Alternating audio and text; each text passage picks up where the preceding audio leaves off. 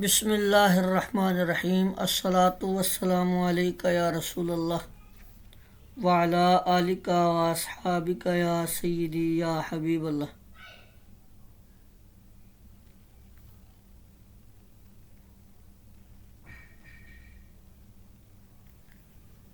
تو سابقہ دروس کے اندر ہم نے تخریج حدیث کے طریقے اور سند کے ذریعے حدیث کی تخریج کرنے کے 3 طریقے پڑھے تھے: مطولہ، متوسطہ اور مصغرہ۔ اور اس کے حوالے سے جو معاون کتب تھیں ان پر گفتگو ہوئی تھی۔ آج اب یہاں سے فصل ثانی دوسرا ٹاپک شروع ہو گیا ہے۔ یہ بھی حدیث کی تخریج کا ہی طریقہ بیان کریں گے، لیکن پہلے سند کے حوالے سے تھا، اب متن کے حوالے سے بیان کریں گے کہ کسی بھی حدیث کے متن کو دیکھتے ہوئے اس کی تخریج کرنا۔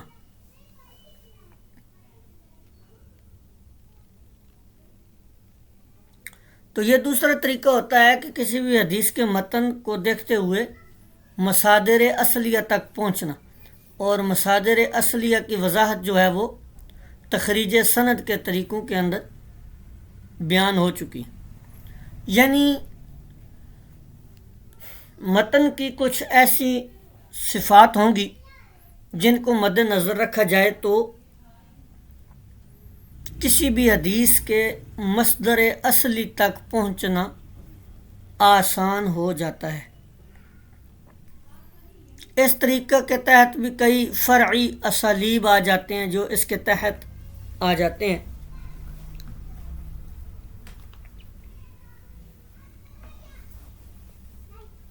ان میں سے پہلا طریقہ تو یہ ہے کہ متن کے اطراف، یعنی روایت شدہ متن جو آپ نے تلاش کرنی ہے، جس کی تخریج کرنی ہے،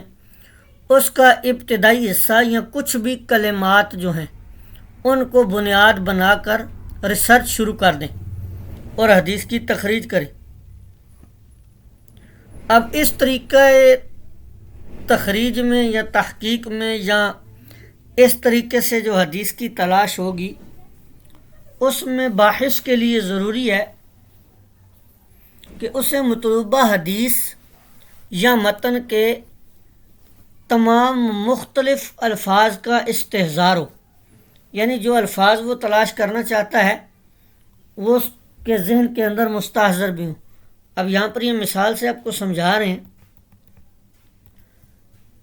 مثال کے طور پہ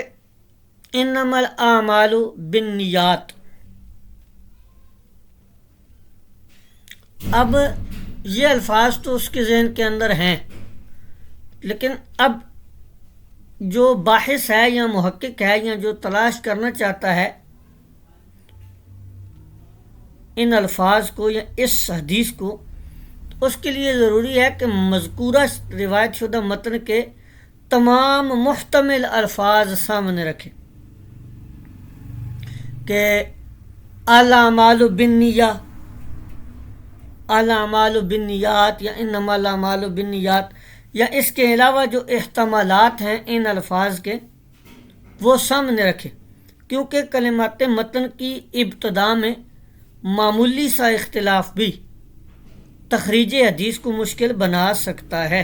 یہ بات اہم ہے اور نوٹ کرنے سے تعلق رکھتی ہے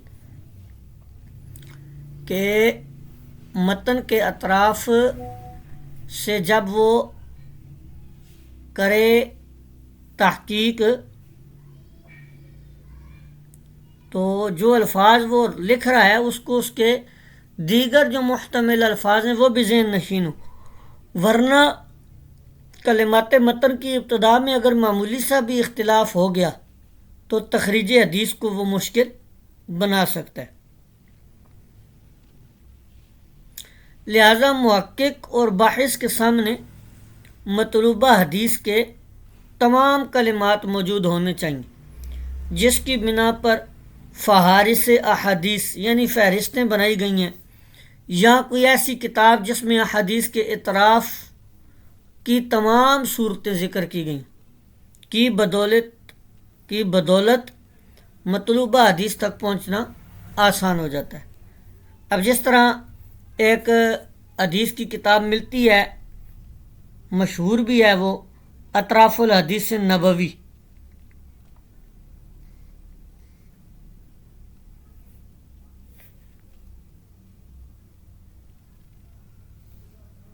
جی یہ اطراف الحدیث نبوی یہ 12 جلدوں میں ہے، اور اس کے اندر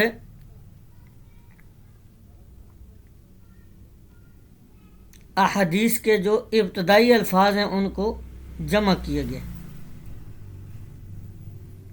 تو اس طرح کی جو احادیث کی فہرستوں پر یا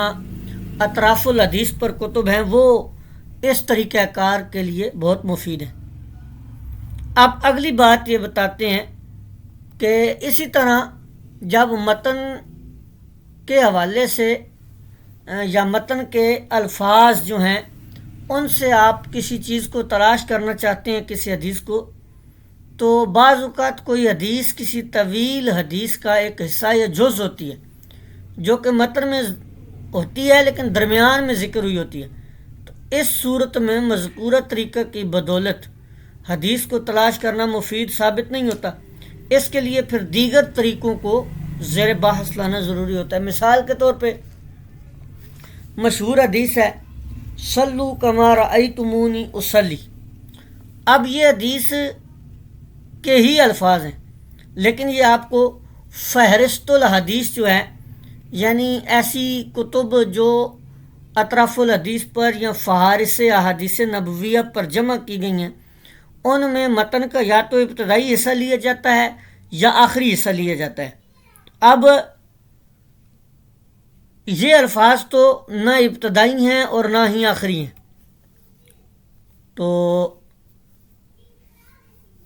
اب اس طرح کی جو حدیث ہے اس کے لیے پھر آپ دوسرے طریقے جو ہیں وہ سرچ کریں گے دوسرے طریقوں سے۔ مثال کے طور پہ اب یہ پتہ ہے ہمیں کہ یہ حدیث مالک بن الحویرث کے قصے میں مشہور ہے، ان سے روایت ہے، اب ہم پھر وہ جو مسند ہے مسند والا طریقہ اپنائیں گے اور مالک بن الحویرث رضی اللہ تعالیٰ عنہ کی احادیث جہاں جہاں پر مسانید میں ہوں گی وہاں تلاش کرنے کی کوشش کریں گے۔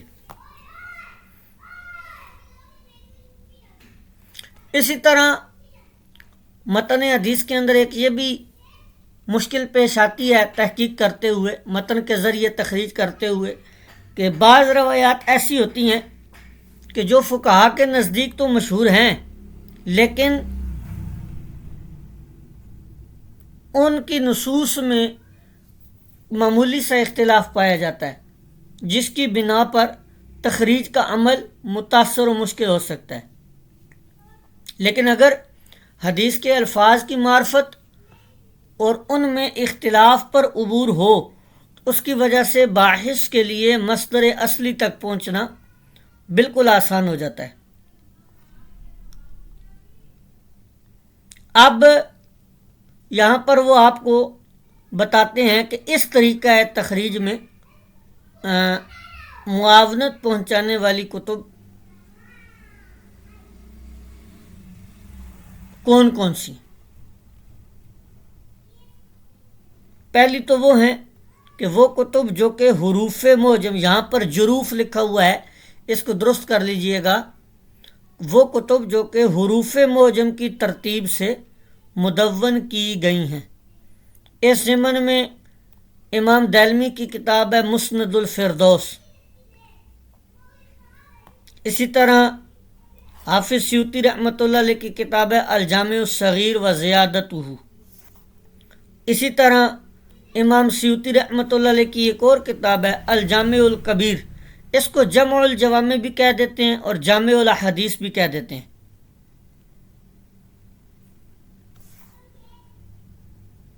اسی طرح امام ہندی رحمۃ اللہ علیہ کی کتاب ہے کنز العمال، تو یہ تمام کی تمام کتب جو ہیں ضخیم مجلدات پر ہیں، لیکن حروف معجم کے اعتبار سے مرتب ہیں۔ تو آپ کو اگر ابتدائی حدیث کے الفاظ یاد ہیں تو آپ اس کا ابتدائی حرف دیکھ لیں اور اس کے مطابق اپنی حدیث کو ان کتب سے تلاش کر سکتے ہیں۔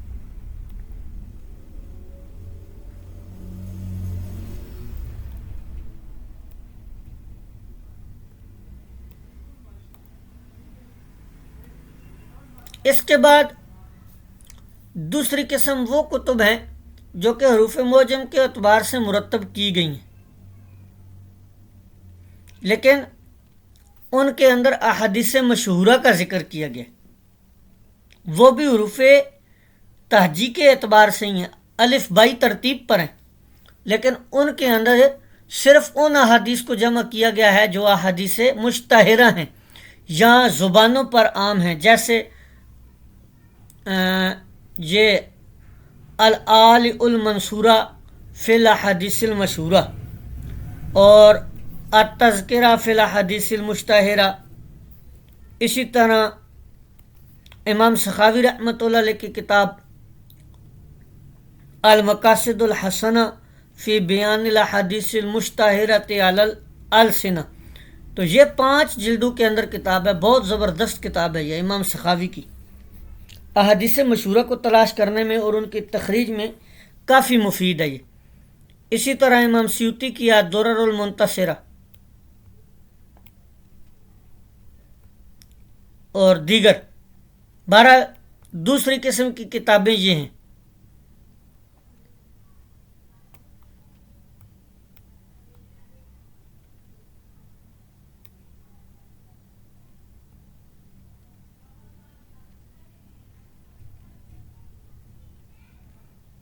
اب اس سے آگے ہم دیکھتے ہیں، اب یہاں پر دیکھیں، آپ کو یہ بتائیں گے کہ محققین کی ایک بڑی تعداد کتاب کے آخر میں اطراف احادیث پر مشتمل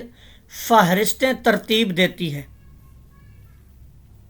جن میں سے کئی فہرستیں انتہائی تحقیق کے بعد مرتب کی گئی ہوتی ہیں اور قابل استفادہ ہوتی ہیں۔ ان فہرستوں کی معاونت سے بھی احادیث کی تخریج ممکن ہو سکتی ہے۔ ان میں سے ایک اہم جو ہے وہ فہارس الکتب التسعہ ہے، یعنی 9 کتابوں کی فہرست ہے اس میں۔ تو یہ کتاب دیکھ لی جائے اور اس کا جو ہے وہ اسلوب اور منہج سمجھ لیا جائے تو کہ کتاب جو ہے اس کو سمجھنے میں، حدیث کو تلاش کرنے میں، تخریج کرنے میں آسانی ہو جاتی ہے۔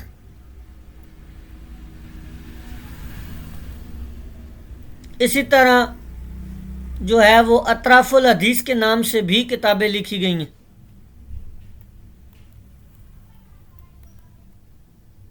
جب انہوں نے الگ الگ کتابوں کی فہرستوں پر جو ہے وہ بتائی ہے انہوں نے، تو آپ یہ دیکھیں،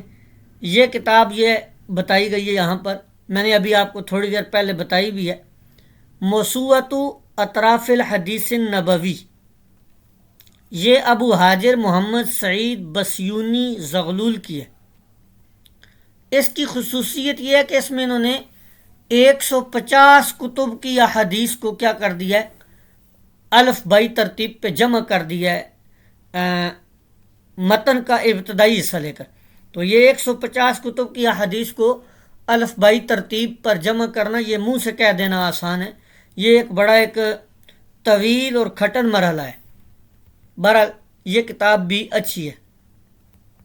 اور حدیث کے مصدر اصلی تک پہنچنے کے سلسلے میں انتہائی مفید اور نافع کتاب ہے۔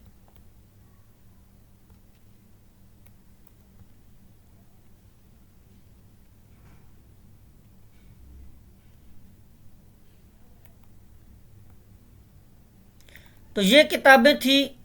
حروف معجم کے اعتبار سے۔ اب آگے آپ کو بتاتے ہیں متن میں وارد شدہ ظاہر و واضح کلمات کے ذریعے حدیث کی تخریج کرنا۔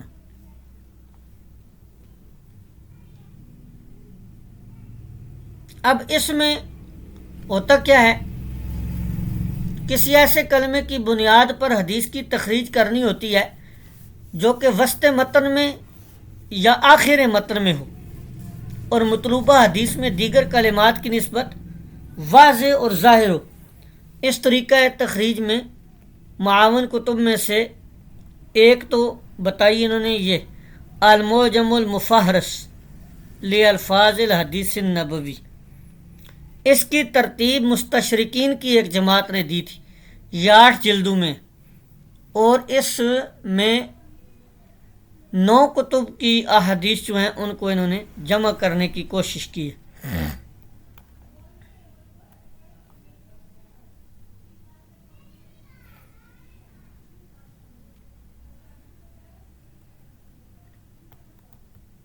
اور باقی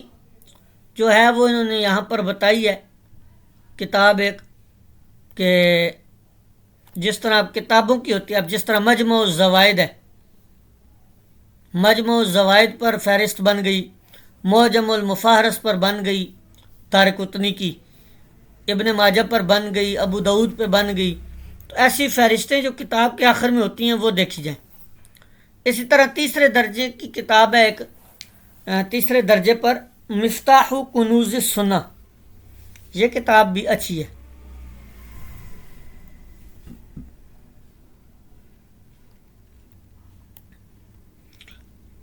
اس کے ساتھ ساتھ ایسی کتب بھی معاون ہوتی ہیں متن حدیث میں تخریج کرنے میں کہ جو غریب و نادر الفاظ حدیث پر لکھی گئی ہوتی ہیں اور غریب الحدیث کے نام سے پائی جاتی ہیں، جیسے یہ قاسم بن سلام کی غریب الحدیث ہے، ابراہیم الحربی کی ہے غریب الحدیث، اور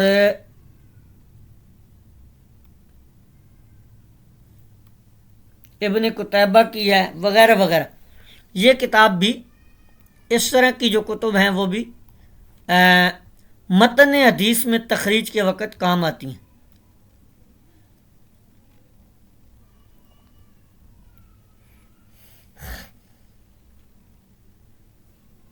ان میں سب سے جو بہترین کتاب ہے غریب الاحادیث میں وہ یہ ہے امام ابن الاسیر الجزری کی النہایہ فی غریب الاحادیث۔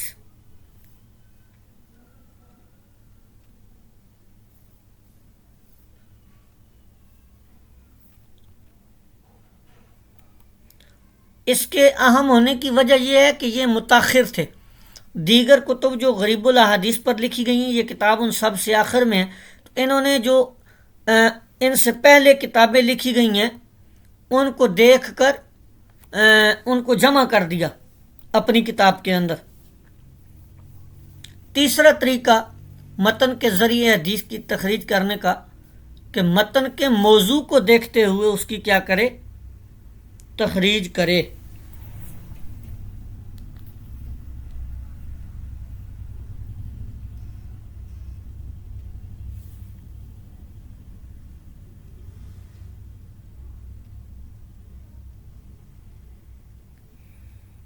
تو متن کے موضوع کو دیکھتے ہوئے مثلا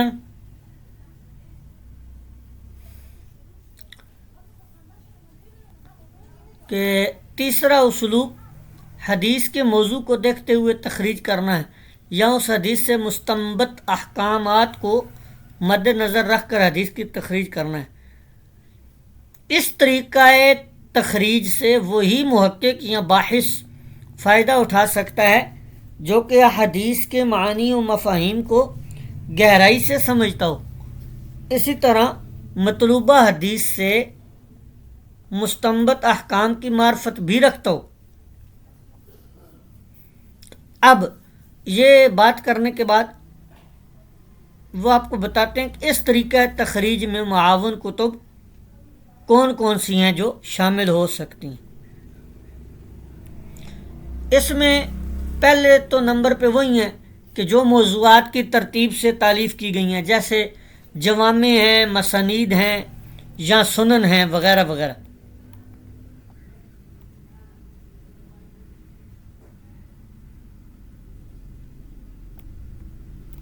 اور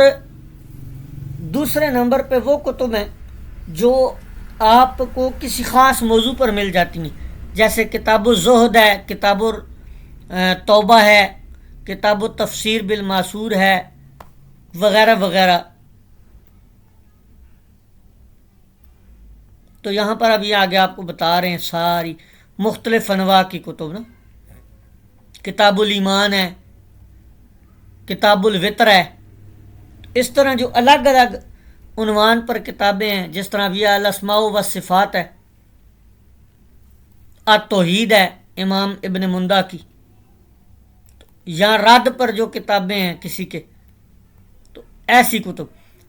اسی طرح فقہی موضوعات میں سے کسی ایک موضوع پر جو لکھی گئی کتب ہیں ان میں آپ کو احادیث مل جائے، کیونکہ اب اس طریقہ تخریج میں جو ہے وہ موضوع زیر بحث آتا ہے، تو اب اس میں آپ پھر اس موضوع سے متعلقہ کتب جو ہیں وہ دیکھ کر اپنی حدیث تک پہنچ سکتے ہیں۔ جس طرح اب یہ دیکھیں یہاں پر انہوں نے بتایا فضل بن دکین کی کتاب ہے